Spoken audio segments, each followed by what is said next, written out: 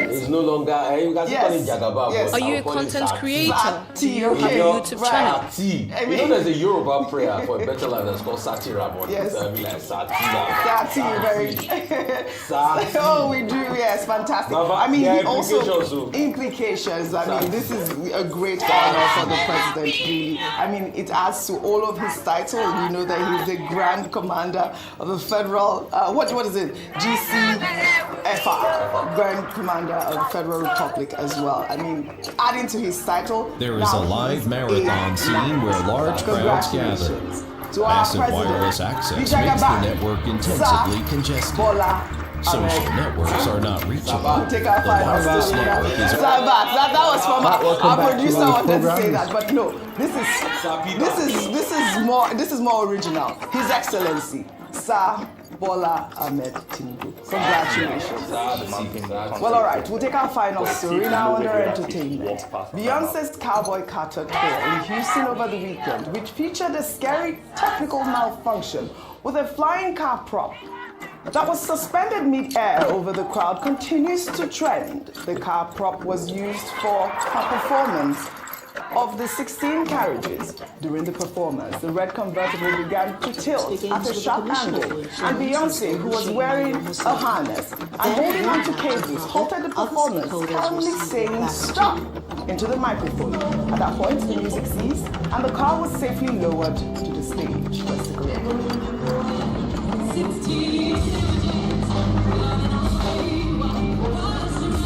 That done.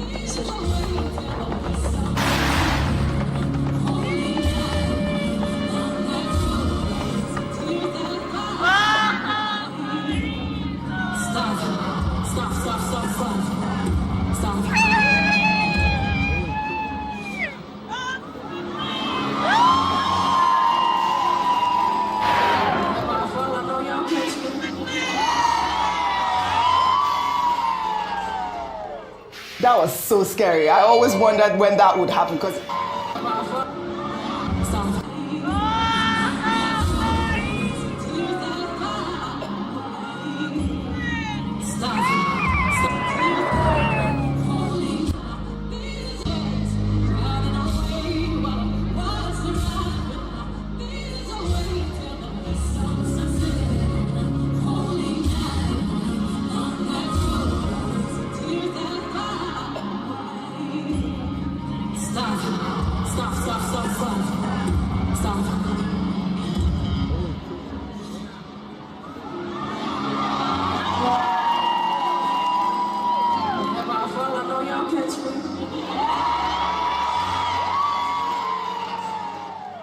that was so scary. I always wondered when that would happen because she's so adventurous. My children were there at the event. Yes, and you know, it was beautiful to see that she said, I know that if I fell, you guys will catch me. We love Beyonce, absolutely. I'd love to thank you all for your great analysis, as always, on What's Trending. Well, all right, that's all I have for you guys on What's Trending today. I'll see you all tomorrow. And that's all on this edition of the Monitor. What's the news on next? This is the Hawaiian portable bottle that keeps... Absolutely. I'd love to thank you all for your great analysis, as always, on What's Trending. All right, that's all I have for you guys on What's Trending today. I'll see you all tomorrow. And that... Feel the pulse.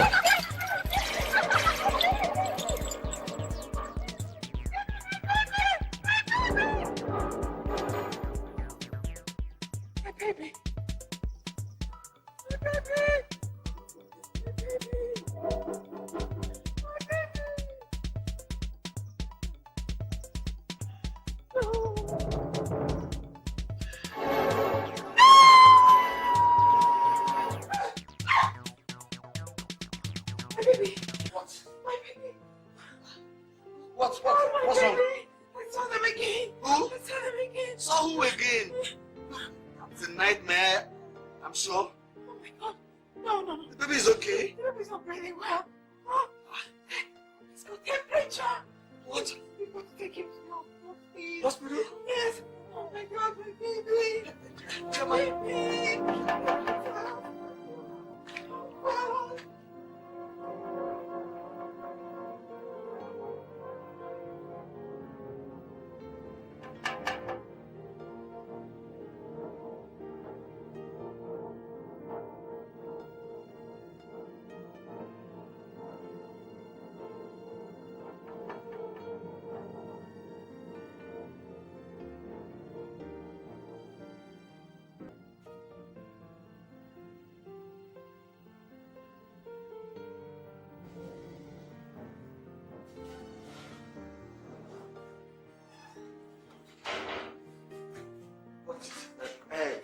How's she?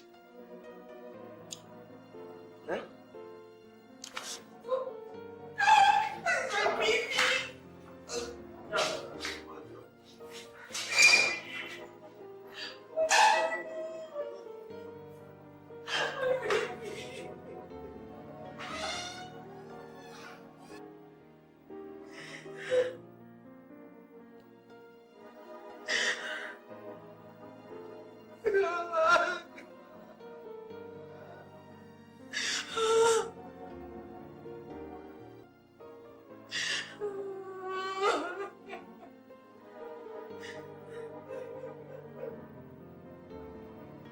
For how long will you continue like this?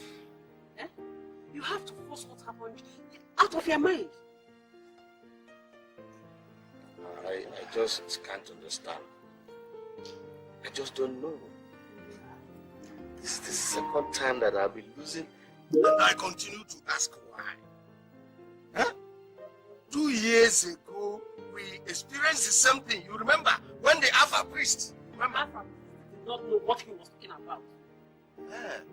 Now you tell us what is happening. Is there anything you are protecting, Olama? Huh? Choma is cursed. Choma has nothing to do with the death of her children, and you know it. Oh. So, I am the one killing my grandchildren. Huh? Maybe I am the one killing my grandchildren. Or is it David that is killing his children? Tell me. I am not going to watch you break that family with their fetish. You are going through terrible times. Eh? The problem with you is that you have refused to listen and not to understand. 2 children, 2, died successively. Who knows what next? I am not going to sit down here and watch my son's house turn into a coven where witches come to feed on my grandchildren. Never! And for your information, I have made up my mind. That woman must go back to her parents' house and they will prove that her hands are clean. Baby, you heard me. Nonsense. 2 children, 2.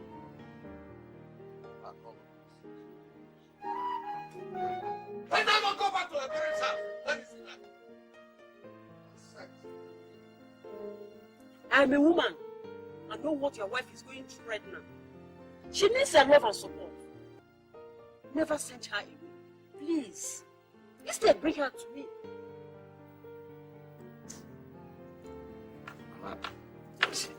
Who is doing party? You don't know Uber from my house to that Ikeja alone will cost me like 15k. 230,000. Whose party? Just tomorrow. Okay, you just want to finish me. I don't have that kind of. I can't afford that now. How about you know now? Let me be going. I'll see you some other time. You have heard what I said.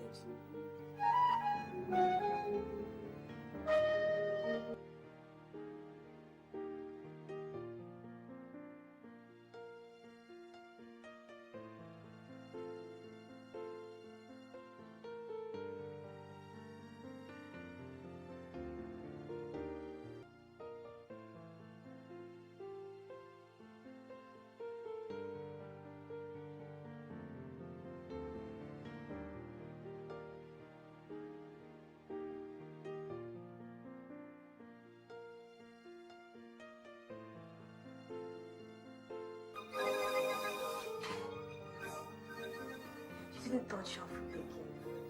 Why?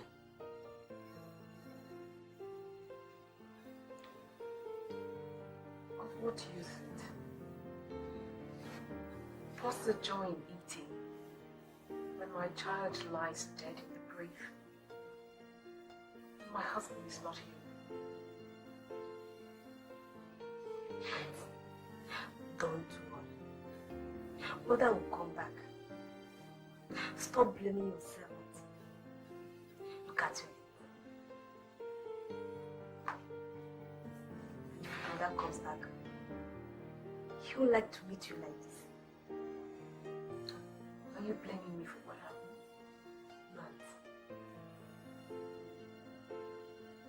Maybe he doesn't love me anymore.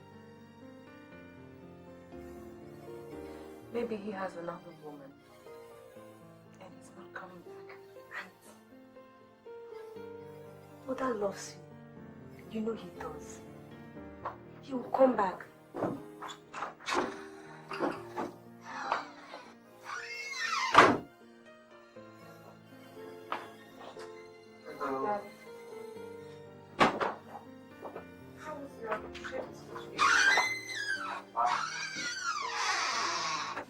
I didn't know you traveled until I called your office and told me. It was an emergency. I had to leave. Well, you stayed longer than I thought, especially as you did not tell me that. Look, I said it was an emergency. Are you blaming me for what happened? I loved her too. She was my child. Look, Chioma, I am not in the mood for any discussions right now, okay? I just want to be left alone for a while.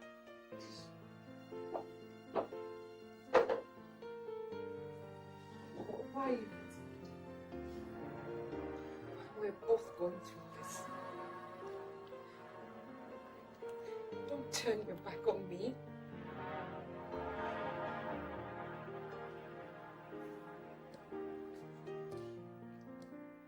I am a man with 2 dead kids. Children who are supposed to be my daughters.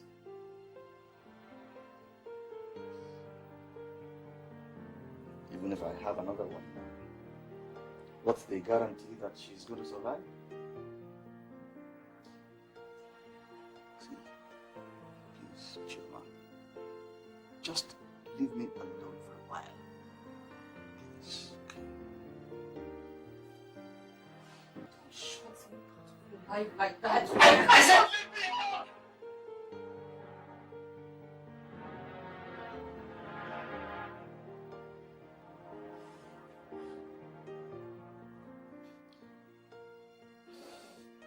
Sorry. I'm really sorry.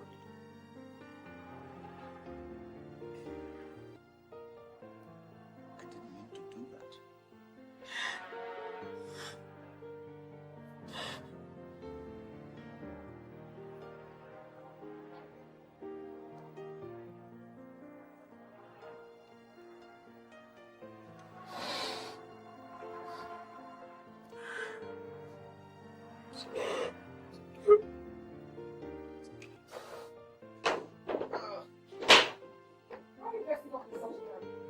Oh, I have a crucial appointment with the bank. I'm delivering a report. Aren't you having breakfast? No. I'm running late already. You woke up earlier. Oh, well, you should have stopped your groaning and moaning and twisting without my little angel inside your tummy. You know, I can hear it. I can hear the baby calling my name, you know. Calling me, Daddy, Daddy, Daddy. You better go now before I start all over again. Oh, I'm gone. Bye. Bye, have a nice day.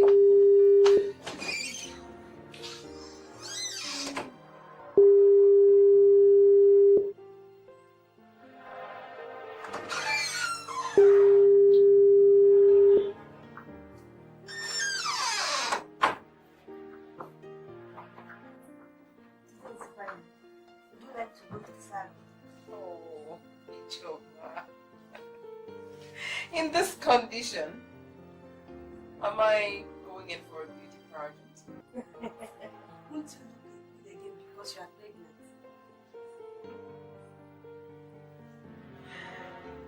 Ichoma, thank God you're not my doctor. I mean, it would have been Are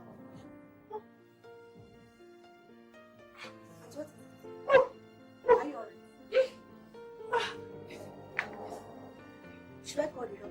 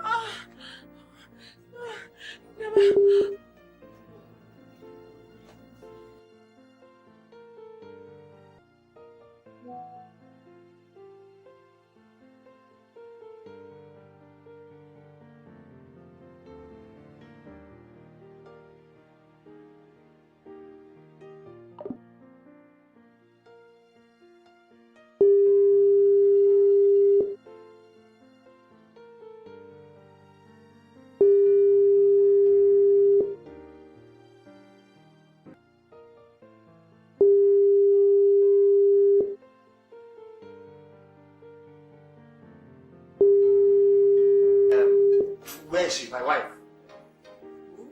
Mrs. David. I am the husband. Yes. Please come into my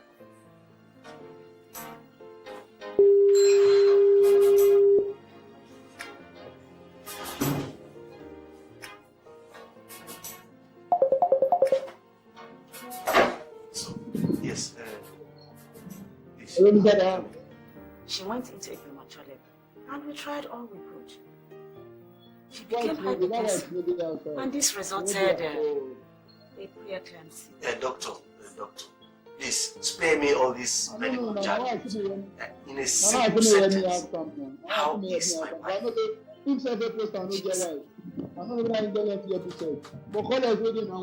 Baby? I'm sorry. Baby died. We tried all we could. Maybe this was how it was meant to be.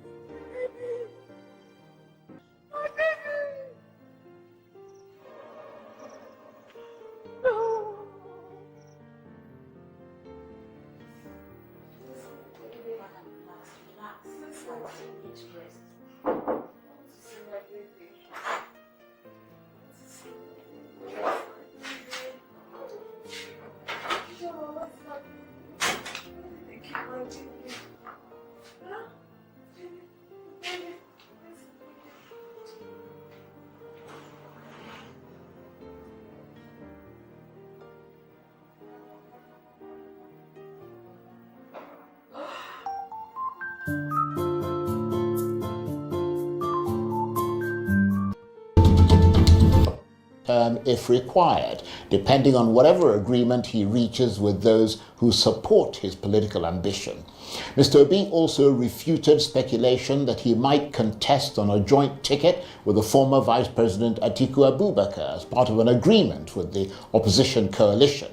And at a time when this country has so many challenges on its doorstep, the former governor of Anambra State and 2023 Labour Party presidential candidate talked about how he intends to make Nigeria great again.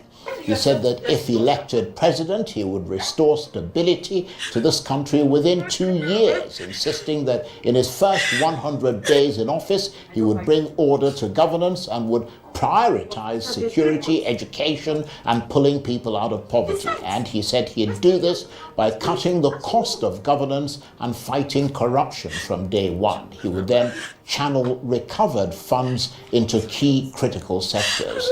So how do we decode these headline-grabbing statements in a country with a long list of politicians who make promises they can't keep? Well, for more on this, I'm joined now in the studio by the interim national coordinator of the Obedient Movement Worldwide, Dr. Yunusa Tanko. Dr. Tanko, thank you very much indeed for coming in. Thank you very much for having me. Let's get straight into it. Let's get straight into it. He said he would restore stability to this country within 2 years if elected. That may well be beyond what anybody can realistically expect to happen in 24 months. Can you decode that statement for us? For somebody who within his first term of office have been able to unite an Iberian within a short period of time by making sure the backlog of some of the deficits in governance were taken care of, I think he has proven himself. Well, Anambra State is a state. Yes, it is. Nigeria is a federal. Of course, because you must have started somewhere to prove your method. That's where you have records of service. And his record has shown clearly that he has shown difference in how he wants to deal with issues. But do you think it's politically wise to give such a well-defined time span? Because the fear of those who support him is that he's at risk of joining that long list of politicians who make promises they can't keep. And probably an opportunity for also him to break the jinx of politicians who make promises and fulfill them. Good point. Because when you look at the situation, there's so much decay in the system that only one or two things that you will do as a president, and then it will wipe up a lot of tears in the eyes of people. There's somebody who, even before he is a president, has traveled up to Egypt, going to study how the legislative issues have been salvaged in that country. Even if it's that particular one that he's able to do, he has proved a lot of doubting Thomas is correct. Yeah, but the point is that it's not that particular one. It's not one. So when you say stability, when you say that you're going to restore stability within 2 years, I mean, it's an attractive message, but one has to wonder how practical it is, because restoring stability is a broad term. But when you break it down, we're looking at political, economic, and social stability. We're talking about energy stability, electricity, education, health institutions, and the health workforce, poverty, agriculture, democracy, etc. I mean, the experts say that will take a long, frenetic time and will require substantial investment. Some estimates are already suggesting that to do this, he will require, hundreds of billions of dollars. Where is he going to get that kind of money? Or you haven't thought that through? Do you see me smiling at you? I see you smiling. There's particular indices in this country that unify us. We are divided religious, tribal, and ethnic lines for a very long time. For me in particular, who am from a northern part of this country, and I've seen how the decay in the system has been. I've been a presidential candidate, I've been a chairman of all political parties and all, and I know the historical background of this country. This is an opportunity to unite this particular country, and Peter Obi is a unifier. Let me give you an example. A lot of our brothers and sisters in the southeast feel annihilated and deny the right to put in place leadership. Let's assume now, all of us now agree and say, Excellency Peter Obi, take the mantle of leadership. Do you know what that means? It's a single unifying factor that can unite the country within a short period of time. Just that announcement and allowing him or supporting him to become president. Do you know the number of people that would have come back into this economy? Most of the people who have traveled out of the country, both of them are technical academicians, everybody will want to come back just because he's running for election. 12.5 million Nigerian youth registered to vote. It's a unifying factor. And if he can be able to bring the best of our Nigerians back into the country, I can tell you he can take care of the economic situation, he can deal with the issue of tribal sentiment, he can deal with the issue of religion, he can deal with the issue of lack of education, because this is a man who has been able to bring his own people from the dwelling of 26th position in Y to number 1.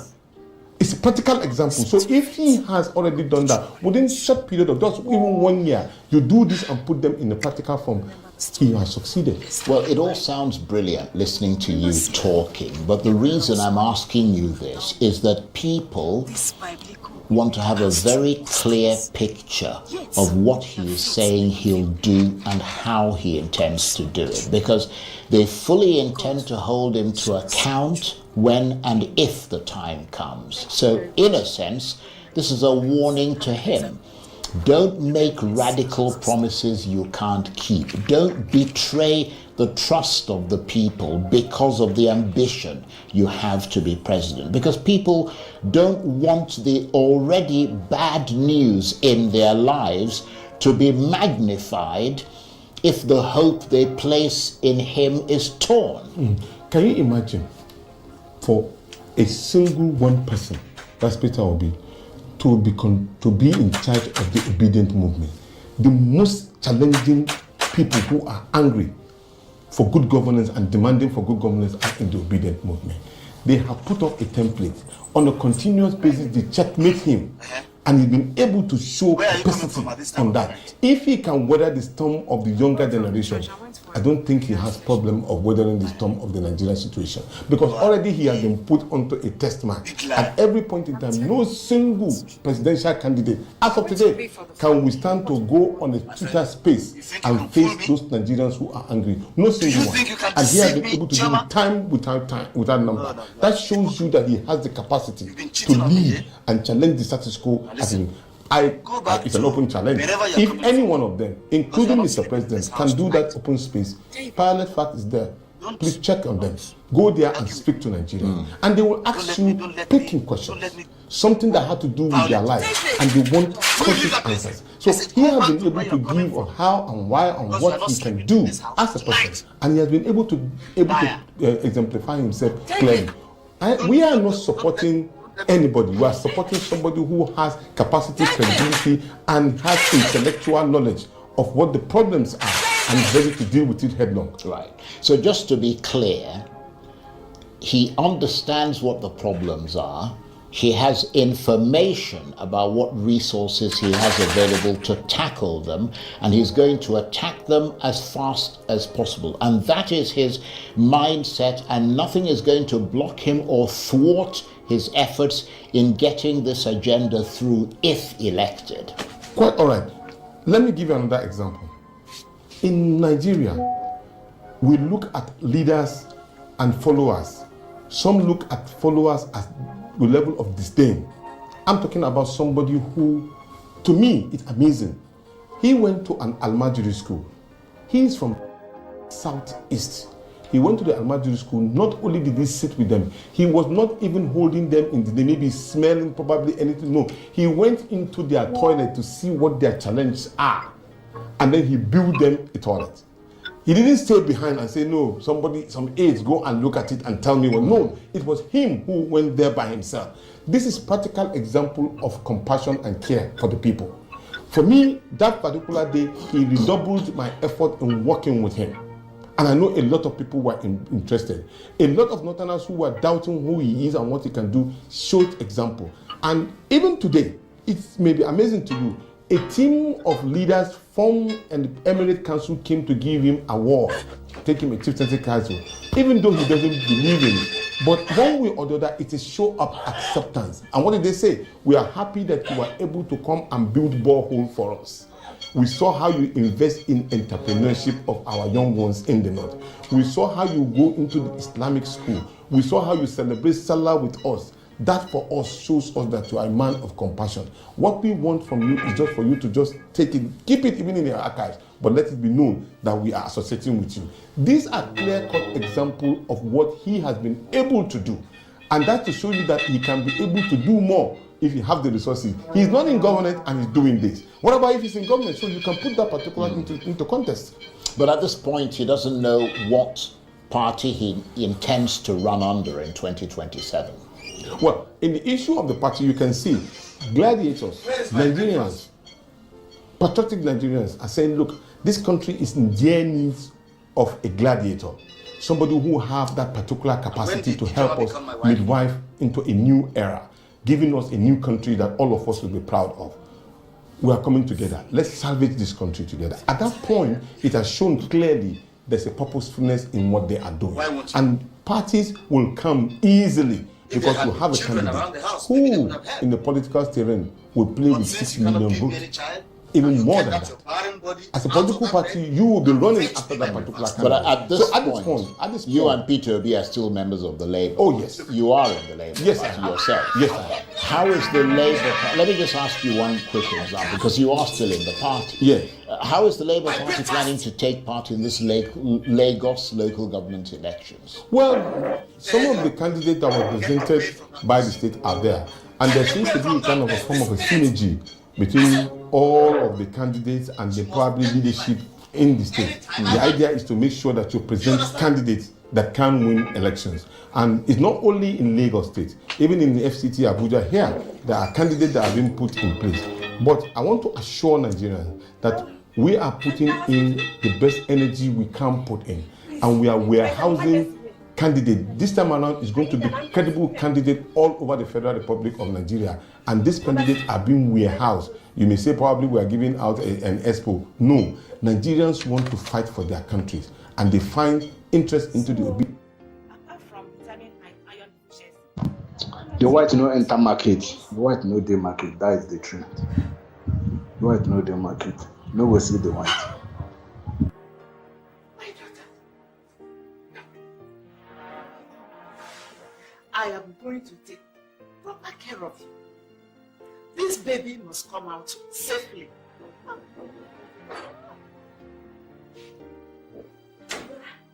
He's pregnant. Just confirm it. Oh, thank God. Mama, I didn't know you were here. When did you come?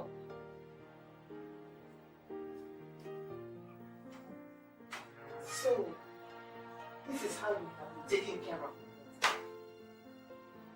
I heard everything, but I refuse to believe it. Every time there's a message from my daughter to me, it comes with tears. Makagini. Eh? I am very sorry, Mama. It's not... Hey! Exactly what you will be telling me. If I had come and met her body in Mjuonagor, I thank God my daughter is happy. And then she's going home. And No, but why? I said I'm sorry. Mama, please don't take her away. Doctor, I'd like to have some rest in a quiet atmosphere. I only need my mother and the young lady here. that's all right. Chi? Mr. Demi, no, please wait at the reception. Thank you. Chi? Thank you.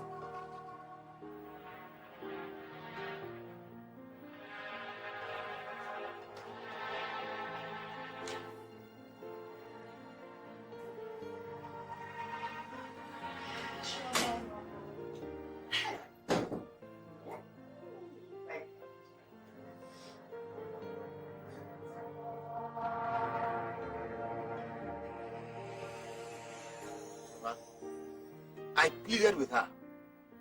I even went down on my knees and said I was sorry. But she insisted and left with her mother. My son, so you went that far. Yet, somebody who called you a wife, somebody who married with your hard-earned money, refused to listen to you. David was very wrong. Very, very wrong. I don't blame Choma and her mother for anything. Why should David in the first place beat up Choma in her condition? Mama, I never knew she was pregnant. David did not beat her, according to him. All he did was to drag her. How can you encourage yourself to treat a woman that lost 3 children like that? And now, is it my son's fault? I ask you, is it David's fault? Look, David had always performed his duty satisfactorily. But that woman will always refuse to take care of her own end. And now they want to victimize my son by taking his wife away. She said something that is God has said. I've been there, and I know how to treat German. I said she's not me. unsympathetic. Not killing it. How can you tell them, Choma? I did this to their position.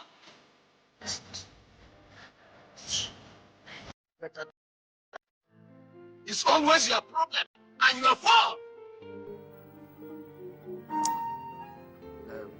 Mama, that's enough. Mama, go and cook your food, please. Mama, David, you know what I'll do? I am going to organize all the youths in this kindred and storm that village of ours and come back with that Choma. I am going to bring her back here. No, Papa. I don't think that will be necessary. That may not be necessary. Why? Actually, I have been doing a lot of thinking lately. And I think I'm wrong. I think I've done Choma wrong. And that she deserves an apology from me. I still love her. Hey! In spite of whatever we've done for each other, I still love her. Baby, what did I hear? What did I hear you just say? That you love that girl? And the buyer forbid battery. What are you talking?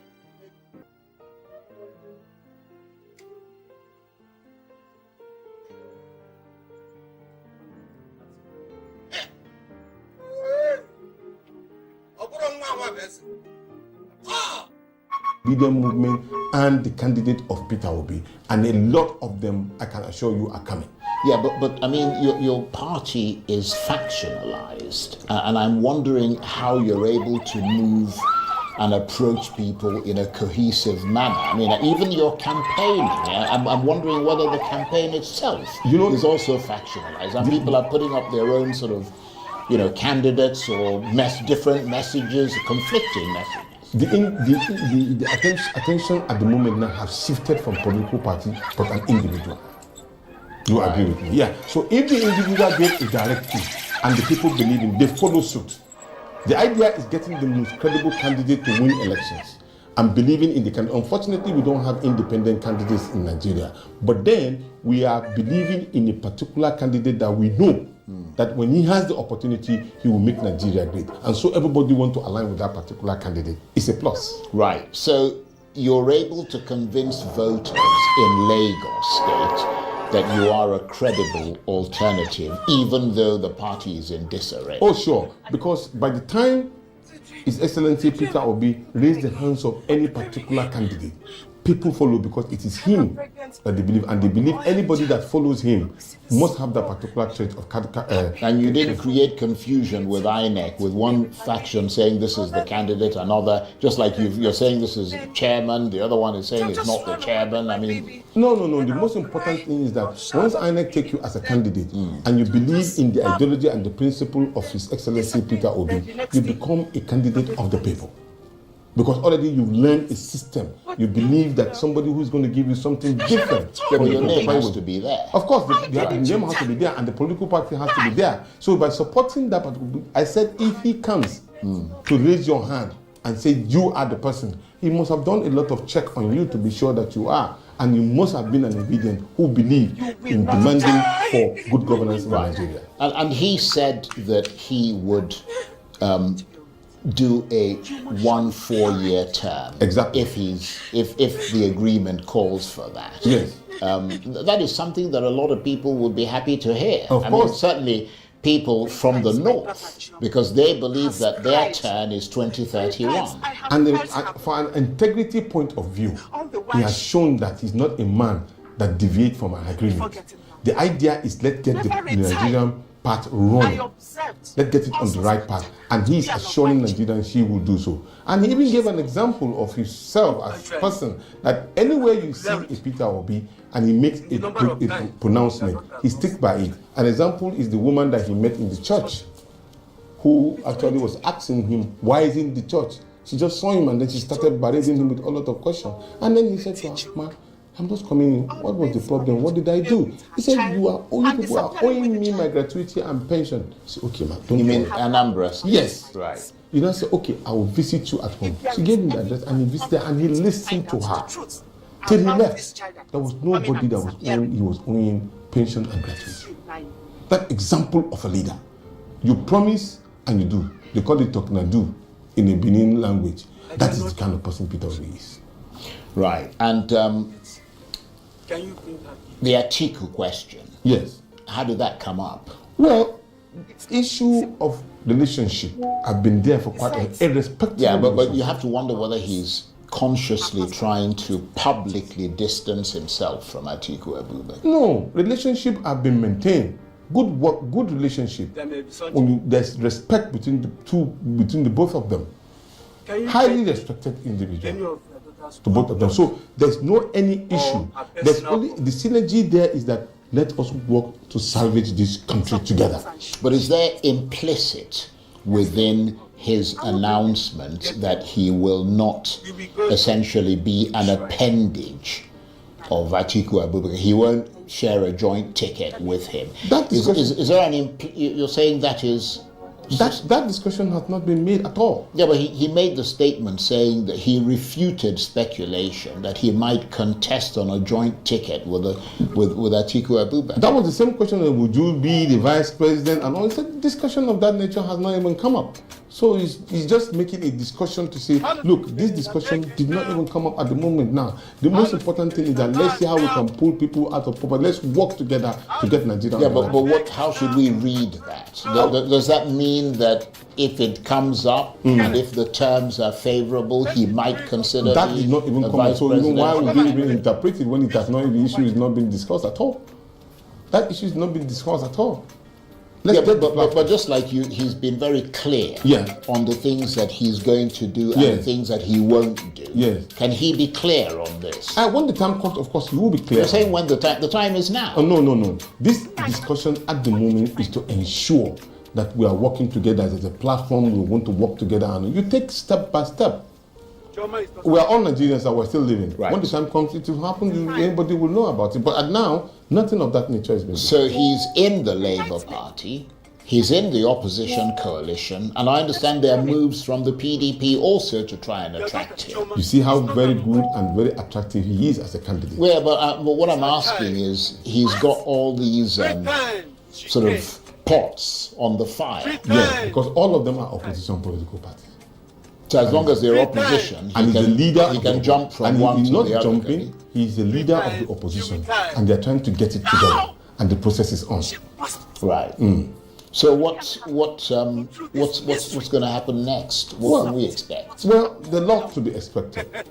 The alliance and discussions are ongoing. Pronouncement will be made as we move along. The most important thing is that we have a platform that will agree to look, this is ABC we are agreeing to work on and to ensure that it is just for the people and not for individuals or self-gaining propositions and all. It's a continuous process that we get it right.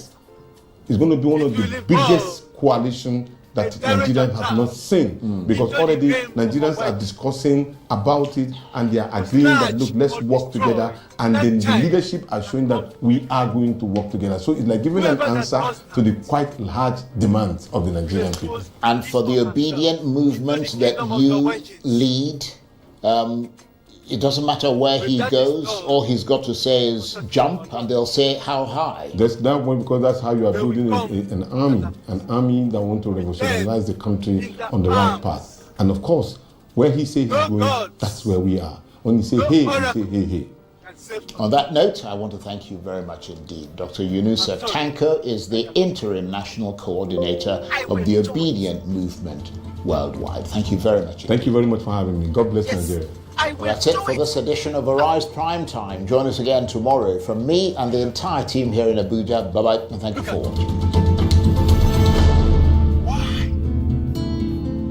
Why do you want to sacrifice your life so much?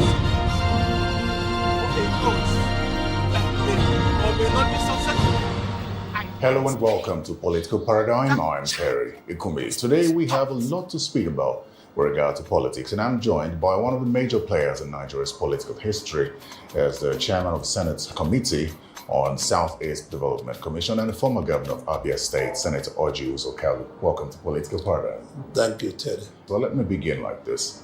The APC National Chairman's resignation is generating quite a lot of reactions in the public space. I don't know, as a major stakeholder in the party, did you see this coming or were you taken unawares? No, people cannot see anything coming. Health challenges and health issues are not what you need to joke with. They can come today. I was just with the national chairman 2 weeks ago in his house, and we had a lot to discuss about health, about the party, about every other thing. So health issues are what you can never and never put your eyes or your ears or your mind to. So, the concern is, while the statement from him suggested health issues, his supporters tend to think that it's beyond health issues. And some are saying it's a permutation, political permutation ahead of the 2027 general election, presidential election to be specific. And then there are those who are now talking about Kwankwaso coming in, and so it's politically motivated. His resignation is politically motivated. Are you dismissing that? He is a very close friend of the president, and if it's not hate issues, he cannot say it's not his hate issues. So Nigerians, whether small or big, should believe him, because he has no problems with the president. It's not, in my deepest opinion, even this Kwankwaso is coming into the party, he has nothing to do with Genevieve. It's absolutely his decision to step down. It's absolutely his decision to look after his health. After all, health is wealth. So can he really be running around from pillar to post, from Sokoto to Rivers, from Kebbi to Calabar, from Yobe to Abia to Yenegua and to Lagos, post to post? It's quite a difficult job to be done. So honestly, I believe any other person can say what they want. But I know that President Tinubu is very bold enough. He's very courageous. You can tell him, step down. Your services are no longer required, but I don't think so. They are quite close. And mind you, this governor, when he was governor, was the first governor among all people that supported President Tinubu openly before any other thing. So I think Nigerians will learn to believe their leaders when they say they have to help people. The opposition seems to be milking it and pointing to internal destabilization within the All Progressives Congress. And they point to the fact that this resignation comes within 2 weeks of that situation in Gombe State where he was attacked, and because of the open endorsement of the APC in the state of President Tinubu without the Vice President Kashim Shettima. No, usually both the president and the vice president have good relations. And I don't know what you guys are speculating. It behoves on the president to say who his vice will be. It behoves on the vice to say, I still want to work with my boss. It's a two-way thing. It's about trust and belief. So I don't like to discuss such things, because a vice president or a deputy governor and governor is like a husband and wife. It only behoves on both of them to find out how they can work together and how they cannot work together. So nothing happened in Bombay. It's politics. It's usually things that happen in Bombay. It's politics. I read an article that said that the APC inflicted its own crisis on itself when they chose to endorse Tinubu 2 years ahead of the election. You've also endorsed the president. You've also spoken openly about your love for the president and belief in him. And some say that that's the crisis within the party that is brewing, because now it shuts the door for anyone who may want to go against the president or run against the president in 2023. Do you think that it was too early for the APC to begin endorsements for the president? No. It's not too early, because even in the where we copied our pattern of democracy, which is the United States, once the sitting president is there, there's no member of the party who is going to contest primaries with him. So what the party did was in order. They did what's supposed to have done, and what they have done is to just set the record. We have no other candidates. We have no other person. We want to maintain the synopsis of democracy, which said the sitting president must have the first right of refusal. And that is just what our party have done. There's a practice of democracy across the world? No, this is the practice of presidential democracy. Ladies and gentlemen. But the president must have the right of refusal. Yes. Of refusal. Yes. In the American democracy and the Nigerian democracy. But how is that affecting internal party? There's no internal party. It's not affecting anybody.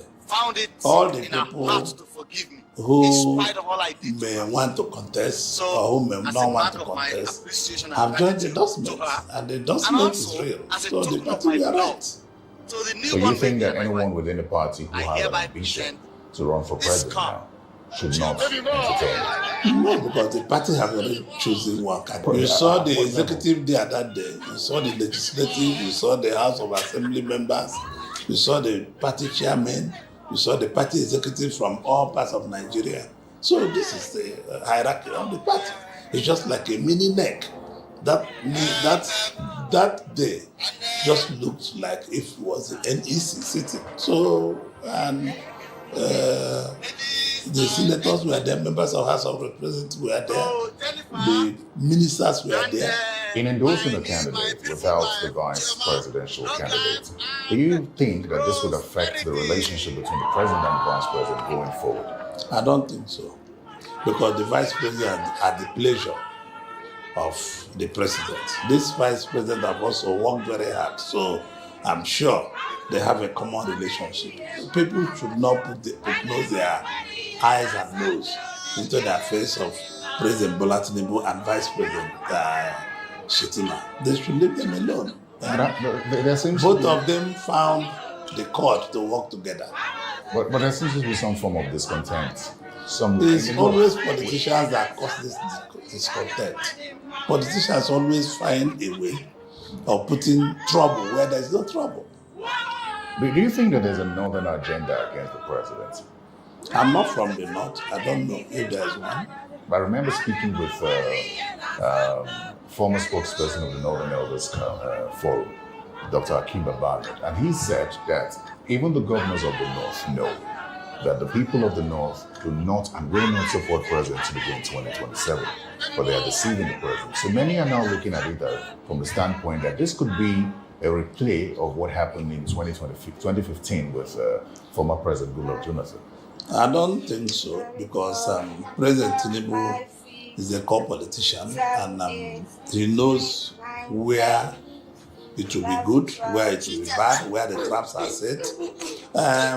People always demand for their rights. The North, as a hegemony institution, are demanding for what they want President Tinubu to do for them. It's left up to him to do what they want him to do or do things they don't want him to do. So this is a contract between them and the president. Like in my show, we want so many things also from President Tinubu. So it's the same thing. Everybody's crying. We are like carrying our plates, shouting to the president. Everybody's crying for what to get back to their zone and get back for their region. And that is the truth. Well, speaking of crime, it would seem that the state of the nation the hardship in the country, increased hardship, especially under the Tinubu administration, is fueling a lot of anger in the land. And then you have the opposition capitalizing on that. There are coalitions being formed as well. I recall that former Kaduna State Governor, Nasir El-Rufai, recently granted an interview where he said that this is the worst government. And he's happy to not be part of it, even though he was initially part of the people who put this government where it is today. And he says that this is the simplest form of government that's been bungled. He says the president's cabinet has no idea what they're doing, and that is why the country is going through what it is going through now. How do you respond to that? Well, I think God is mercies put leaders at every time for a purpose. Even President Tinubu knows that people are suffering. He knows. But you cannot eat your cake and have it. You cannot want to put up the structural defects we have and also be... Even me, I'm an employer of labor. I know that people are suffering. I'm suffering myself. Everybody knows. I'm sure President Tinubu himself is also suffering. So, you cannot say you want to restructure things that are normal and not suffer. There must be a price, a little price to pay, but the price is getting too much. And I'm saying that Nigerian people are hungry. That is correct. So when you say that the price that Nigerians have to pay is getting too much, what do you see this government doing? The man is working. Addressing it because The man is working day and night. Let me tell you, the stabilization of this economy have come this way. It's going to move down. The manufacturers are the ones suffering most, but they cannot talk. The people who are day-to-day business are suffering most. But it's like during the time for when you have to restructure an economy, we have to feel the pains. You have to go with the pains. It's not a Christmas party. These are things that no government since 1960 have agreed to be done. Nobody agreed to do it because of fear of our people revolting. Despite the consistent of policies they are having today, you remember, we just came out of COVID-19. The impact of COVID-19 is showing all over the world. It's showing all over the place. The people in London are crying, people in the US are crying, people all over the world are crying. It's not just Nigeria. We're even a little more difficult for us because we don't have a stabilized economy. If you have a stabilized economy, you know that things will be very, very difficult here. What I mean by that is that we don't have like social security where we give elderly people food stamps or where we give unemployed people food stamps to eat. Because the most difficult thing for a man to go is to go in with hunger. When he's hungry, to go to sleep with hunger is quite difficult. So, because we don't have those social outlines today, things are very difficult.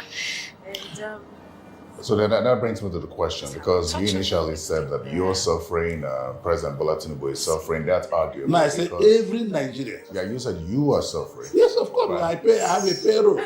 I'm suffering. So there's more you have to pay now. Yes. I have a payroll, I have employees, I have people that work under our private businesses. So when you explain to the people that work for you on how the president is making efforts to address No. Just one second. When you explain to the people that work for you on the challenges and the efforts of the president, what are the things that you point to that suggest that there is light at the end of the tunnel? A lot of things have been put in place, and although I don't work in the executive, I'm a lawmaker. The president has brought a scholarship scheme to our young graduates, so their parents will stop paying school fees.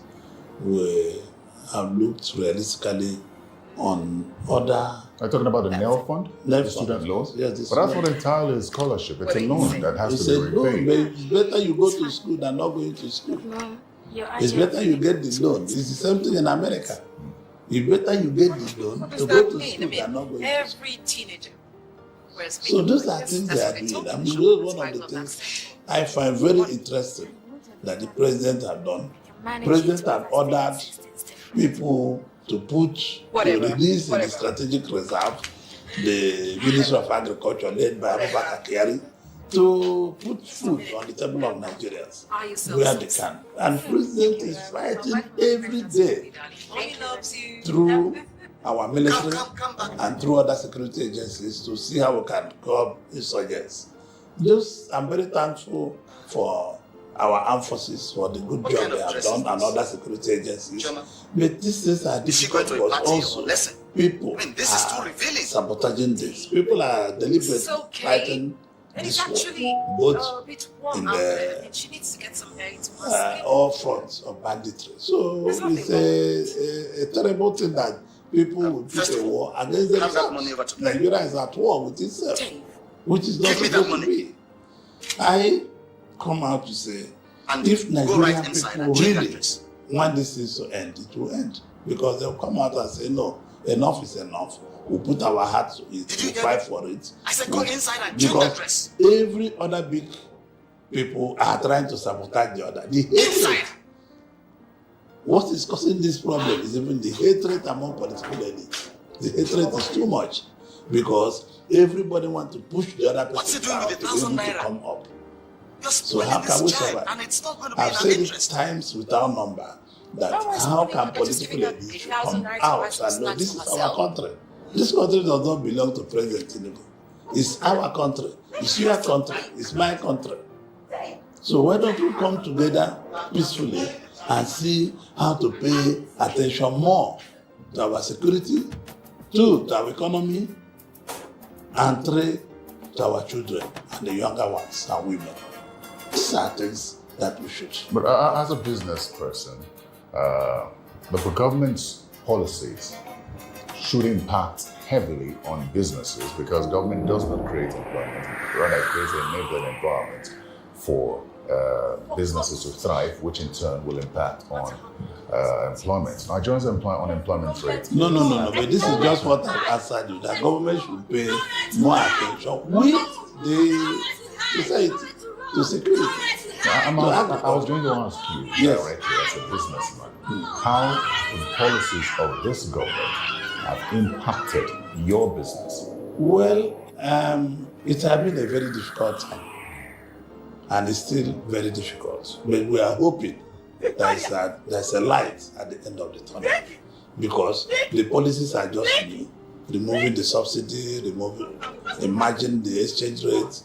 These are making things. People before used to stay on their beds and make phone calls and make billions of naira instead of foreign exchange. People before used to stay on their bed, take allocation of fuel and make billions of naira. I'm very thankful to Alhaji Aliyu Dangote for what he has done in putting the refinery. And the refinery is not only going to supply Nigeria fuel, the refinery is going to supply other countries around us fuel. It's just that the absolute mismanagement in NNPC have not made the other refineries to be working. The government is moving because you can see the prices of fuel went so up and it's trickling down back. The price of foreign exchange, price of foreign exchange went so up and it's trickling back. The price of goods went so up and they're trickling down. That is what I'm saying, that we are watching to see the trickling effects. Mind you, all these people you call in opposition, they are all friends of President Tinubu. We're all our friends, one way or the other. So we should find time to sit. This is not time for politics. This is time to govern. This is time to give back Nigerian people food on their table. This is time for Nigerian people to have value. Senator Ojuzokela, I'd like to get your thoughts. I'm very eager to get your thoughts on this coalition that's being formed now. It's being formed, and then there's a new political party being propagated, the All Democratic Alliance. You know some of the people in there, some very major players in Nigeria's political landscape. You have the likes of Atiku, you have the likes of Obi, you have the likes of El-Rufai. In that, this has played out before in 2015. How the APC was formed when dissatisfied persons came together and formed a new party, formed a merger, and ousted the president. We've heard your party say they're not concerned about it, but are you? Well, because I'm a human being, I'm concerned. Because I'm a human being, it's just telling APC we need to work harder more. Because I'm a human being, we need to work harder. There's no two ways that hard work. They can form their coalition, but we're also working very hard to make sure that we will not be submerged by the coalition. The coalition in politics, let Nigerian politicians stop. Every 4 years of election, we form new parties. It's very disgraceful. Why can't all of us be in one party? If you don't win this time, you still be in your party and fight for them. So every 4 years, Nigerians are talking about forming new party. Are we not ashamed of it? Are we not? We should be stopping all those things. But who do you blame for that? Some say the political parties themselves. No, the political class. Their internal democratic mechanisms to solve their issues. All I know is that because of ambition of the political elite, everybody wants to be president. Everybody wants to be governor. Everybody wants to be senator. Everybody wants to be House of Assembly. Everybody wants something. You see, so it's a madness. So it is a time, as you said, this is our party. I'm in opposition. We play opposition role and wait till the next election. So all the time we are running around from one party to the other, to this, to that. I'm taking life very simple now because you see, everything we are doing here in terms of party, wealth, they are vanity. So we should think more about Nigerian people. Nigerian people need to benefit from democratic process. If there's any democratic process is not benefited by Nigerian people, it's not a democratic process. So I call on the elite to stop sabotaging one another, to stop fighting one another. Every day, it's only in Nigeria, you go, there are 200 petitions against people in police, in EFCC, in DSS, in everywhere, among themselves. People should find time to sit down and fashion how we can help the vulnerables and create more jobs, sustainable jobs. But when I mean jobs, sustainable jobs. Is that not the role of the opposition? You say that people are acting the way they are, political elite are acting the way they are acting, mainly because of their personal ambition. Some would say that is opposition, that not everybody... No, I'm not against opposition criticizing. But I'm against opposition fighting among ourselves. Criticism is part of democracy. I can never ask people, even me, if the president is here, he will tell me that I criticize him where I meet. One-on-one. I tell him my mind.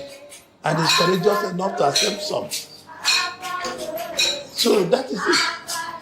People must not go dancing and telling president or vice president or senate president or speaker of the House of Representatives what is wrong. They should tell them what is the truth. Every other thing we fail, but the truth will stand the test of time.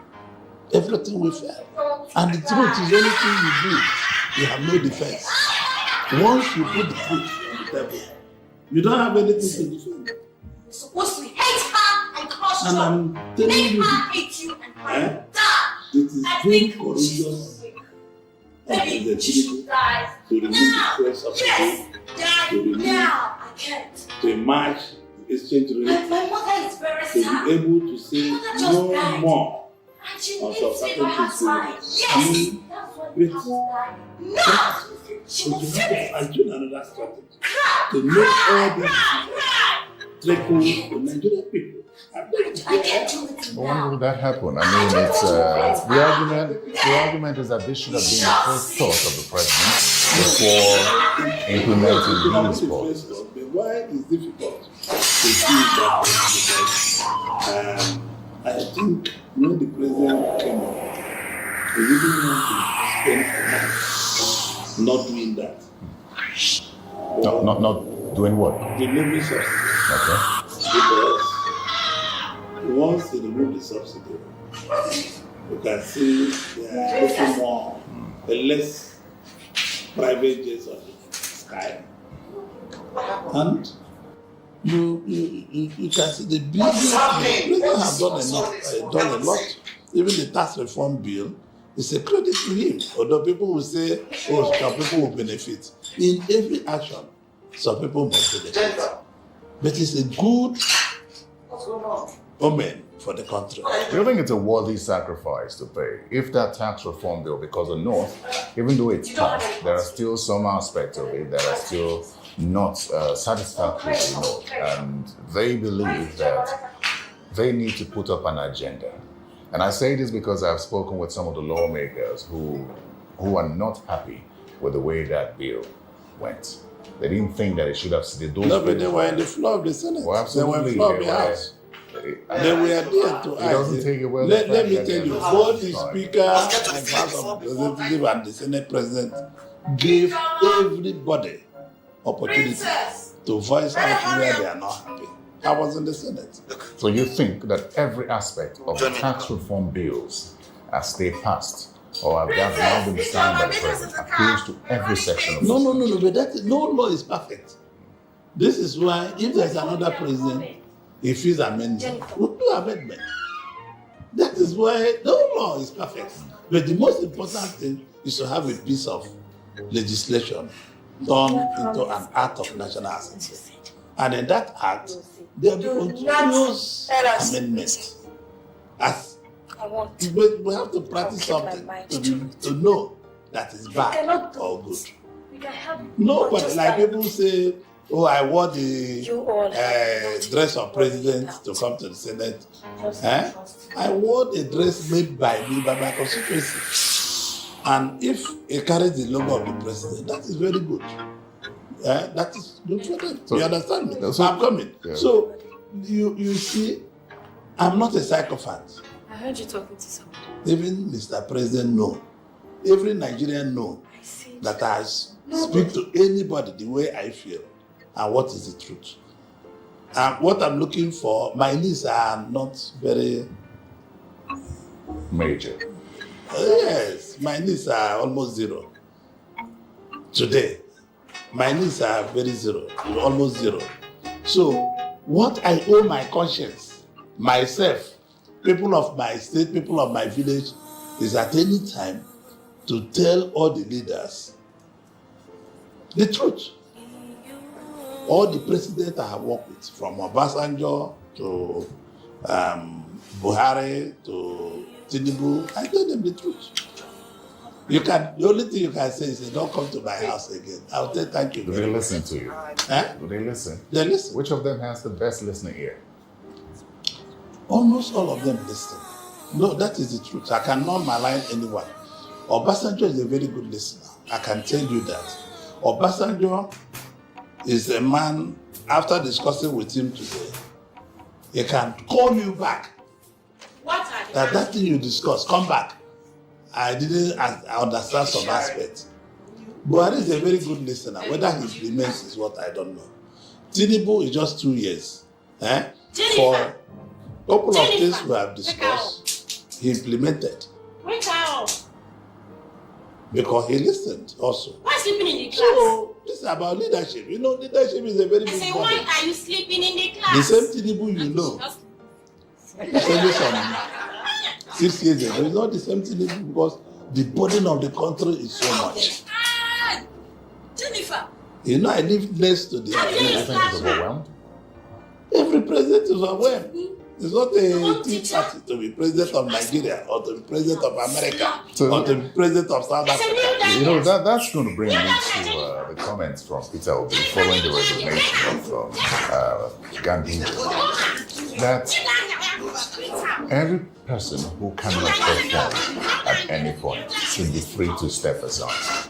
And he seized the opportunity to indirectly say that the state of the country suggests that the president isn't performing.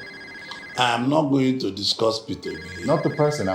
Listen to me. Any day you want to tell me about P2B, bring him on the TV with me. You can give him 30 minutes and give me 30 minutes. Jennifer. I'm not going to discuss any. What has he done again? Some people, like Erufai, like Ameachi, I go to their houses. Okay. Like Atiku, I go to their houses and eat. I'm not that kind of politician that people say don't go to this man's house. Even President Tinubu cannot tell anybody not to go to anybody's house. So these are things, the psychopaths in politics. Right now. They tell you I can't go to Atiku's house, I can't go to Tinubu's house, I can't go to Erufai's house, I can't go to... The other day I was eating padediyam in Amechi's house. And I will still go again because I'm not taking my birthday cake from him. I'm still going to do that. As soon as I got the message. For me, what they are doing is what they want to do. They have chosen not to be in APC. Have chosen to be in APC. So let everybody mind his own business.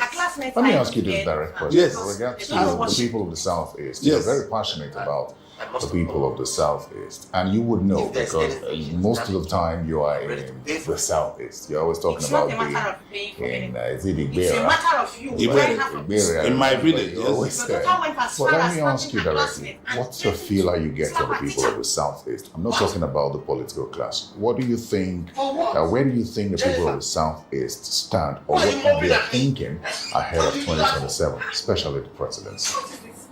Well, I cannot say the overall thinking of the Southeast. But the political elites, if you want to ask me what they think, is that Tinubu should do the second tenure. And after that, we'll come back and put our house in order. The offense your child committed. Tinubu should do second tenure. Yes. And then after that, the Southeast will take over. How dare you? It's possible, yes. But that's the South from one southern president to another southern. No. It is also possible that the North will take over, the Southeast can take over. It is a thing that everybody had to be on the table to renegotiate. But then when I asked you about the feeler from the Southeast, I was more concerned about the people of the Southeast, not the political elites. And the reason I say this is I recall asking Dr. Kimba Barnett about the same situation. He is one. So I think it was easier for him to say that the people on the streets in the north do not support this administration. No, people on the streets always don't support. Why do you think? But when we go back, because that is when people are hungry, they don't want to support anything. And it's right, they're right to do so. They have a right to do that. It behoves on us to continue explaining to them. I think we should have other time. What I'm doing is going back home, doing a lot of more development at home, making sure that young women, young men start having new jobs, building new factories. That I ought to build in Agbara that have lights or in Ota that have lights. You understand me? But you're not government. That's your personal investment. Yes. So if our businessmen from Southeast start building businesses in Southeast, people will have relief.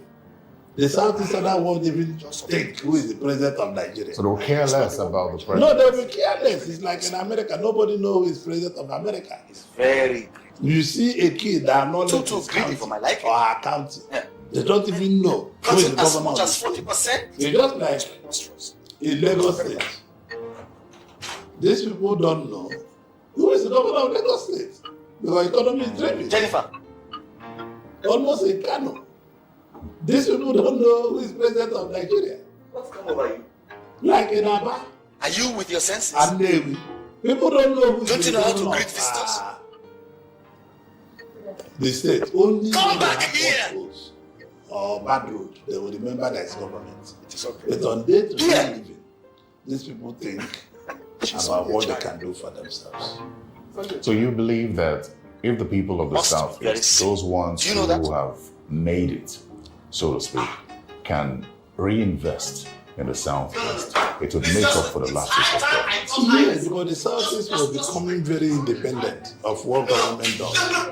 Recently, only when the security lapses came back that the Southeasterners started feeling about government. If there are continuous investment by the people of Southeast, they will not know if there is government. This is why I always go to my village and make them feel it's not only government they can rely on. You can rely possibly on individuals.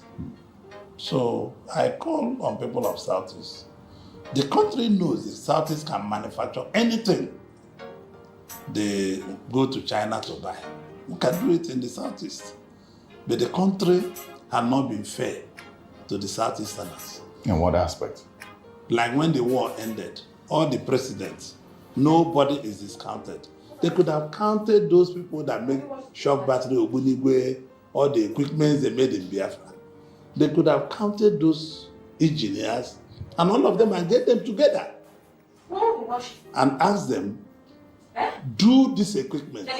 The problem on Nigeria, people don't want to give order to Southeasterners. There are scientists there. People are ready to work. They give them encouragement. So if one president had just packed them together, take them to the defense industry, pay them good salary. Is that it? Forget who gives the honor that he manufactured. Are you the only one? The problem on Nigeria, they don't want to give That's what the you are. Southeasterners Now go into that the kitchen. honors that they deserve. Based on what you said, You heard me. Go and get those plates ready for dinner. state governors can pick up those persons and put them in. And No. give them the opportunity. State governors cannot manufacture ammunition. It's illegal. No, beyond ammunition. No. It's illegal. Because listen, if we have manufactured those ammunition, we'll be selling equipment to Russia, to anybody who is fighting war, and all the rest of them. But it would seem that there might be some form of distrust between the government and the people of the Southeast. There should not be any, let me tell you the truth, there should not be any type of distrust. When I see how people say, oh, this Igbo, let me be honest with you, there's no way you go to this country, it's only the Igbos are living there. The other day I went to Zamfara, where everybody had run away. All the groups that came to welcome me are Igbos. I went to see the Zamfara International Airport. I went to see so many things. All the occasions I go there, you see Igbos. So, for me, Igbos are the salt of the nation. Because if there is no Igbo anywhere, nobody lives there. So I want the federal government to make a special fund. Special fund. When I mean fund, I mean special fund. To set aside for Igbos to develop materials that the country needs. There is nothing you needed. We can conserve foreign exchange on what we can manufacture. I know that we don't need to be building this petrochemical. Igbos can manufacture those things. We don't need to spend billions of dollars, 20, 30 billion like that country to go and build a refinery. Igbos can build those refineries, but no, it's not given to them. There's no encouragement. The country should stop saying where you come from. They should start saying ability of what you can. We have a lot of billionaires in the Southeast. Dangote. No. Let me be honest with you. There are. Let me be honest with you. You cannot equate what I'm saying from about. It's not about private sector driven. It's about government being the driver of this world. So government must look into. And those refineries, for example, in Port Harcourt or Kaduna, government should hands off immediately and sell them off. Who owns those refineries is not important. What is important is that they are working for the interests of Nigerian people. So let you go back and know all the regions. You see, North, they will produce a lot of agricultural products. You go to West, they do agriculture, they do also some industrial input. You come to Southeast, they do all the industrial input. You'll be fine. This is a very beautiful country. I believe in this country. I believe in the strongness of this country. They let the country play out justice. You know, for me, wherever I go, they will only say I'm Hausa man or I'm Yoruba man, but that doesn't bother me. What I care that I'm a Nigerian and I live in the polity of space called Nigeria, and I should play Nigeria, and I believe that Nigeria is a great country. If you are going to other countries, going to everywhere, you know that we are living in a very beautiful space. What does the Southeast Development Commission address? You're the chairman of that committee in the Senate. There are those who believe that this has been a long time coming. But there are also those of your colleagues from the Southeast who say that the proliferation of all the regional development commissions downplays the impact or importance that the Southeast Development Commission is supposed to have.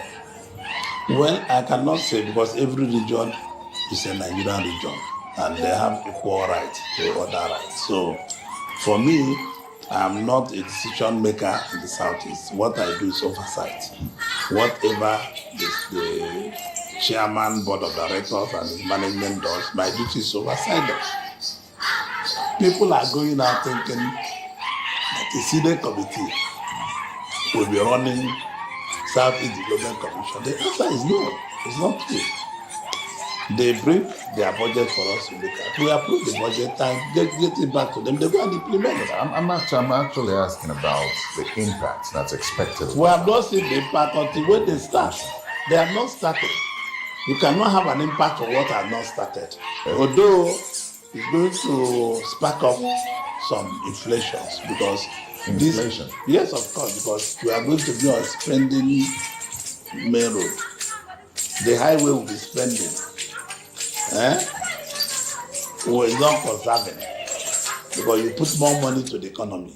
That is what it is. So, and if you know anything, and the gameful management of the central bank will be losing a little bit because a lot of money is going to be in circulation because central bank have been doing very well with the issue is that the inflation is taking over the gains the federal government are making.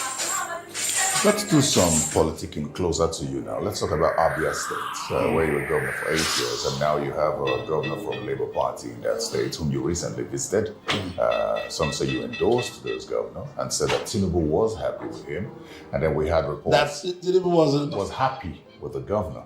Now the governor is also supporting the president, except you say that's not what you said.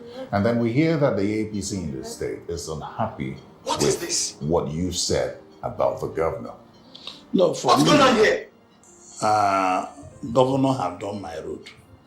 I built that road as a governor 20-something years back, and no other person built it. They maintained the road, and the road is in my constituency. So I'm very happy with the governor for building the road. Is that it? Whether I will support the governor is another thought altogether. So the reports of you were endorsing the governor? No. False. No, listen to me. I don't endorse people. The endorsement lies on the people who are working. I'm very grateful and thankful to the government. For that one action. For that road. Because from Omaya to Ibere, Omaya, Ozuakoli, Obim, and Alai, Item, Ibere, and Abreba. We are very happy, we are very thankful. It's my core consequence. But what's governance like generally? You've been a governor in that state, so you would know what governance, if there's any improvement in governance. Would you say that the governor is doing well beyond the roads he's provided for? No, because governor have done well on some aspects. Governance is a vast thing. He has done well in what he's doing. Me, I'm not afraid to say the truth. Governor have done well in some aspects. But there are also things he had not concentrated with the people. So he still have a lot of job to do. Do you expect him to join the APC? I never discussed such things. No, I'm not saying No, you. listen to me. I'm not saying you. No, Terry, listen to me. Are you open? I have never discussed such kind of thing with the governor. I'm disturbing you. The governor is an adult. There's something you don't know about this governor. He was my man. He's my friend. He's like a family to me. So people want me suddenly because I'm in APC, the Labour Party, to carry sword against. There's only one day I would disagree with this governor. On the day of election. What have you joined the party? There have been no disagreement. So you are. But I've never discussed that with him. Now go into the governor's joined. The governor is intelligent enough to know what is good for him. Whether to join the party or not to join. What do you think is good for him to join the APC? I don't know. It's his institution. I don't like to print people. Moreover, he's my friend. He's a family friend. We talk. If APC have a candidate tomorrow, I'll support the APC candidate because that is very plain. Oh, well, speaking of candidate, there's a video of you asking the deputy speaker to quickly declare his intention. So no, that is people are misunderstanding what I'm saying. People say he's running for governor. He hasn't said it. He hasn't said it. And I have told him privately, do you want to run for governor? Declare it. That is the truth. I've told him in my house, he came, I said, are you running for? He said, I should give him some time. And that is it. You know, I can never lie. If you ask him, he say, yes, it's true. He said, I should give him some time. So what we are saying, the time is running up. It's either he declares he wants to run, but I don't want any member of this, almost the same family, to start running against each other. That is what I said, no, it will not happen. If he's running, other ones should wait. He can run primarily with outsiders, like people from Central, but not from the North. Okay. Because it's one family. So, for us to win, we need unity. We need oneness. And that's what I'm avoiding. You think if the APC, you think the APC can win Abia State back? It's possible, yes. Why not? Everything is well, the report we hear is that Governor Oti is performing so well and that the people of Abia State fully support him. So I'm going to ask you this question because we know in the last election as well, President Tinubu did not win Abia State. Now he has you to work for him in Abia State. Do you think that you can pull that off for him in 2027? Well, it's a difficult question, but I will try. And our people believe me. In the last election, I didn't put much effort in anything. But in this election, why didn't you? No, I didn't put effort. You know, I'm an honest man. That's why I'm asking you honestly. Yes. Why did you? I was going to put a very big effort for President Tinubu to win our state. Well, you were friends with the president at the time. Why did you not put effort? No. I didn't put much effort. So you want to intensify your effort? I want to put the real effort to come now. And they were not because of anything. I didn't put much effort because Do you want to kill me? our state were in disagreement with the APC when everything was upside down. And the churches play a lot of role. The churches took over every structure of politics. For me, I didn't want to offend the church. But now I've settled with the church to tell them, no, what you people did before was not too good. This is why I didn't put effort. Why do you think it was wrong? No, because if you go against the church for what they want, they can excommunicate you. So I will not take Holy Communion. Why did you think what the church did was not good enough? No. The church took a position. They shouldn't? They shouldn't have taken a position? No, but it's good for them to take position. Yeah. Yes, they took position against a particular party. Not APC generally. No. Just imagine. They say vote people by their individual making. You see it? So the church said, for me, I'm not supposed to have won an election because the church also were behind me. They say, no, I have done well. I did well as governor. I did well as doing well as senator. That I will go back. That's the truth. And I find it difficult. But now, in the last couple of months, I've been able to tell the church, give us opportunity, we will rejig the government, we will do well. The church is a powerful tool of where we come from. So I believe I will be in bed with the church. Is that for the next political ambition of yours, or for present and future? At all times, I will be in bed with the church and the people of Abia State. But how? They will vote for Tinubu. The people of Abia State will vote for Tinubu. I can assure you. And the reason is? The reason is that Tinubu has given us a lot of projects in our constituencies. So in Abia State, what sort of project do you have from President in Abia State? Roads, everything. He's doing the Enugu Port Harcourt Expressway. He's doing the Lokmanta Enugu Expressway, and he's giving constituency projects to all of us. So they are feeling the impact now. President is extending his green biro to our constituencies. So the people are feeling the impact, and they know it's a presidential biro, and they will give them. They will also return by their votes. How then do you respond to those who say that the Southeast is not benefiting from the president, from appointments to perhaps federal presidents? And that's why some people say that you have to join the president's party for you to attract federal presence in your state. This is just 2 years. I have discussed with President Tinubu.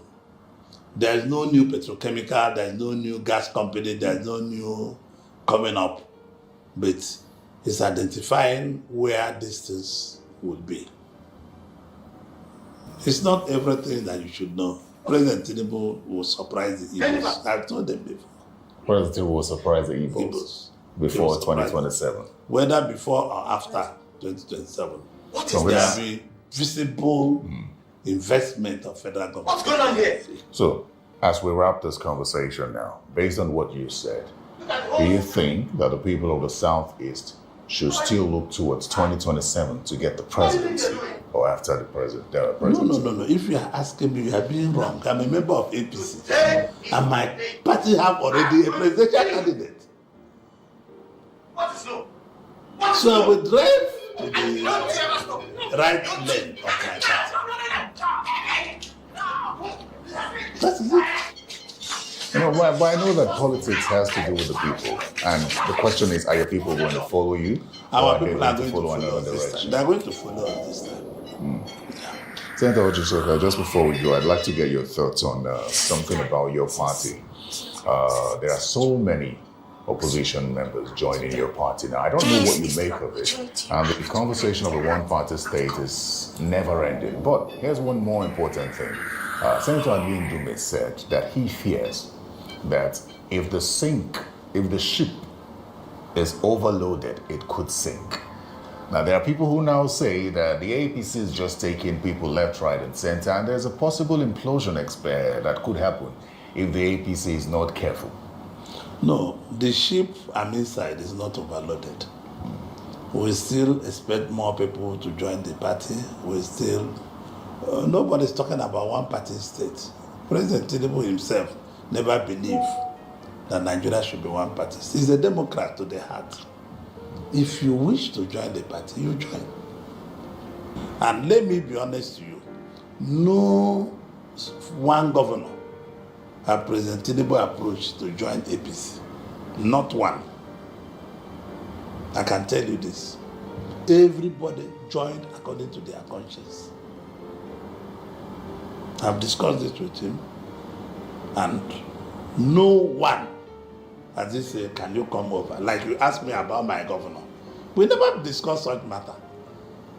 My governor is a man of himself. I respect him, he respects me. So I go there, I eat, I greet madam, I greet his children, I greet everybody the way I used to do before he became governor. That is what I'm still doing. So if anybody is thinking I'm going to stop going to the governor because I'm a senator in APC and he's a governor in Labour Party, they're wasting their bloody time. What if I go out of politics tomorrow? Will I start going to amend friendship because I abandon friendship because of party? No, the answer is no. Remember, during Obasanjo, I was only governor. And Bone Haruna going to Atiku's house. Obasanjo drove away all the governors. I was the only one going there. Do you still share that relationship with Yes, I have open relationship with Atiku. Atiku is Tinubu's good friend, like I am. But they are playing politics. Have you seen them in any public function? They don't greet very well. I'm sure they might be even exchanging visits in the night to each other. Nobody knows. Well, that's good. I mean, these are the kind of conversations. It's healthy for constitutional democracy, because people hiding is not good. People being open. Like there are a lot of people who will deceive President Tinubu and say, oh, I don't want to talk to this man. But they hide go somewhere to go and talk to them. I don't hide. All the major players in PDP are my friend.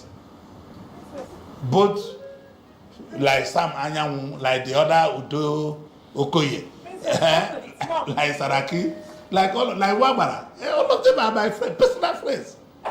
And I can do away with them because they're in another party. It's not possible. Senator Mjuonagor, I'd like to thank you very much for coming to speak with me on Political Program. So thank you. Thank you very much. Well, that's all the time we have on Political Program. I've been speaking with the chairman of the Senate Committee on the Southeast Development Commission, who is a two-time governor of Abia State, Senator Mjuonagor. If you'd like to catch this episode and more, please go to YouTube and search Political Paradigm or go to channelstv.com. I'm Terry Kumi. Goodbye.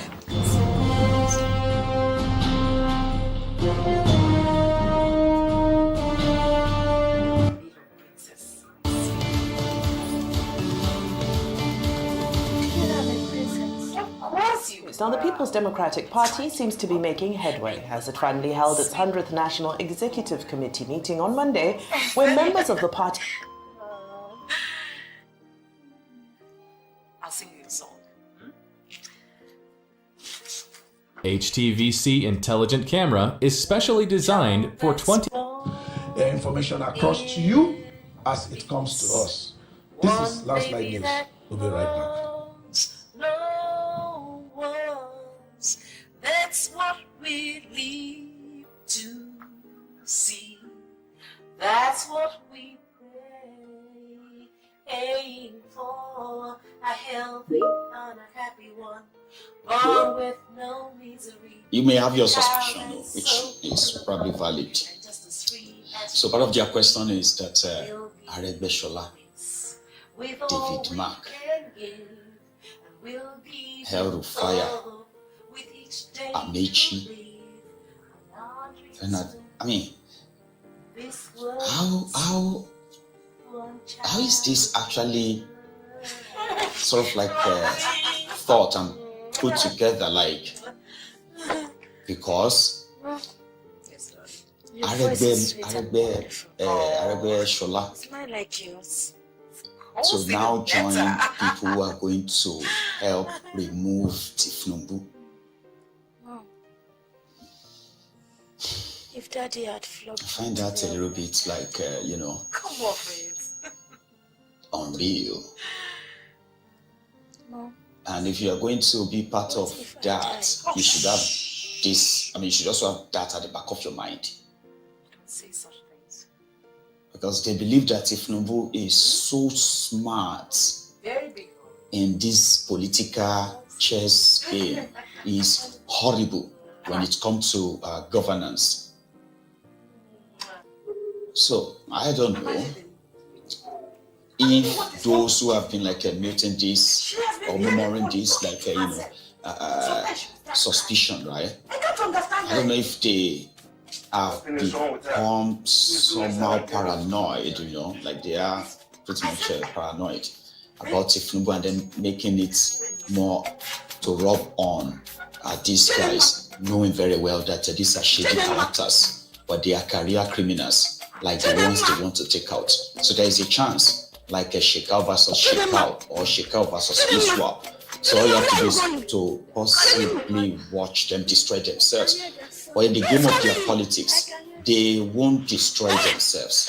One will feel destroyed just to get the power, while the real victims, the people, which is the ones they use to validate whatever fight they think they are picking, right? So you, their victim, will just have to be inherited by the winner in the long run, Abi. But if Tinubu's political, this political sagacity, as they want to, I don't even think that's the right word. Like, they say, let's kind of like remember something. During their 2023 charade in their APC, it was very much obvious that within their supposed those who were holding the power then, it was concluded that Tinubu must be cut off.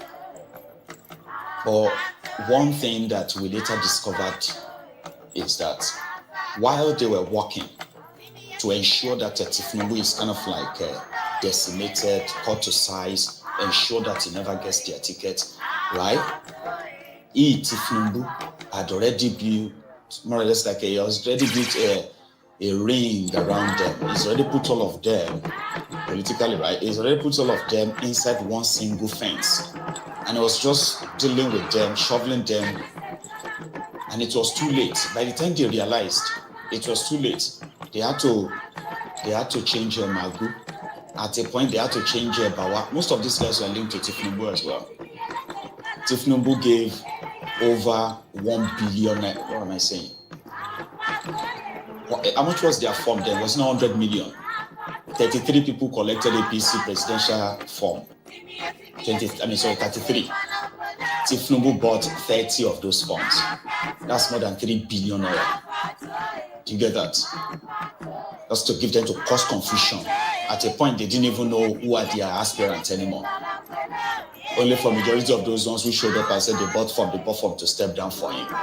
They didn't have any electoral, but it's just a psychological game in order to destabilize those who thought they were in control of the whole thing. It was in that place they realized that, damn, how did they do that? Because Tinubu doesn't give money. Tinubu don't just give money, right? He made pledges, he made promises. So to him, if you do what I ask you to do, your reward is going to be this. You can be that. You can, I'll give you this, I'll give you that. So I don't have to give you money, I'll just make you, you know what I mean? And because of that, a lot of them have already pledged their allegiance secretly. So if the same Tinubu is probably constructing rings around the opposition, I am not going to downplay it. As much as I sometimes feel like we do give them too much credit for what they don't even deserve. But same, right? We can't ignore some of this key stuff. Tinubu knows that they are coming for him. And of course, he believes that he has all the sticks and all that, or should I say strings. He has control of all the strings. But in that process, it will be dependent on people. The same way he depended on them to build a ring around Bokwari and his gang, to beat them in their own, whatever. Then, so building is expected to build a ring around this opposition to Nabi. So if people believe that some of these characters coming together, pretending to want to remove Tinubu, right? If their means can easily be like infiltrated, create a false flag, make it more. You see, I've said this before and I'm going to say it again, and I have the right to be wrong. Okay, I could be totally wrong. I know be seer. Jennifer. Something still tells me that the main target is Obi plus or minus. There are those who believe that Peter Obi would have to dine with the devil openly and force, or should I say, is that the right word? Yeah, and force his supporters, right, to swallow the bitter pill that they would have to dine with the devils who are partly responsible for the problems the same Peter Obi is coming to come and fix. So those who believe that if Peter Obi joins them, it is over for Tinubu. Why? That means Peter Obi has the real people's what do you call it, a support ordinarily. He didn't buy that. She's making you A privilege that these guys pays billions and billions just to pull, and billions more to maintain. He has that like handy. Actually, you have to but that is not enough. He will also need these criminals who have to play their own criminal, sort of like expertise in ensuring that where these street voters or credibilities is put to real use and at the same time protected. So it's going to be a give and take, right? Oh yeah, we will ensure that wherever a vote comes for you, it is fully protected, even where we have to even rig to balance the vote for you. And we do that and ensure that it is indeed validated. But it is not for nothing. It will be about, that's power deal, right? It will be about this, you'll be this, you'll be that. And that was the act of, talking about the 1 term, 4 years, and all that talk, I mean, that's where that comes in. It's not going to be for nothing. But you see, my own theory of their plan was to lure Obi into it, and his obedient, kill the light, and then say, oh, you know what? This is a democratic setting. Everybody's coming in neutral. Nobody is going to be, you know what I mean? Like, so what will happen is that we have to do primaries. Atiku that is attending all these meetings is not going there to take pictures. He's not going there to smile at cameras. No, he himself is preparing himself as usual to be their candidate, in which, if indeed he wants it, he will likely have it. You know what I'm talking about. Because Obi won't empty his bank account now and say he wants to start, or maybe some of them would have to do it for him. Now, okay, so this is why we said Obi is their target. So if they cut him in and swallow him in there enough that it will just be Atiku versus Tifnumbu, an easy straight win for, straight rig or so for Tifnumbu. Because sentiment of no matter how failed Tifnumbu is, no matter how horrible his regime is, the sentiment of you can't let a northerner take it again, blah, blah, blah, blah, will give Tifnumbu a very easy leeway to push his rigging wherever it is. And that division alone is enough to make him rig himself in again while the opposition continue to blame themselves. So that sentiment will eventually work for him like it did for Bokwari in 2019. Remember, Bokwari was such a failure, right?